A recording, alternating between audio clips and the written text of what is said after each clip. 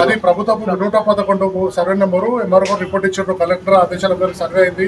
Survey report కూడా ఉంది. కోర్టులో కూడా అది గవర్నమెంట్ నిర్ధారించింది.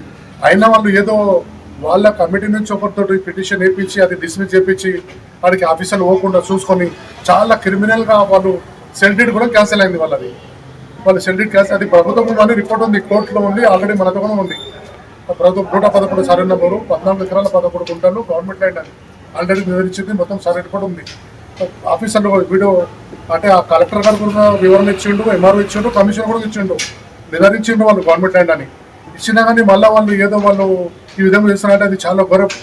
చిన్న దానికి ఈ ప్రభుత్వం చిన్న డబ్బులు గిబ్బలు అంతా చేస్తాం కదా, దాని మీద దృష్టి పెట్టాలని మేము కోరుకుంటున్నాం. ఆ తనిఖీ కోసం కూడా మస్తు కష్టపడ్డది దాని గురించి ఆమె కూడా గతంలో ఇంతవరకు తెచ్చింది.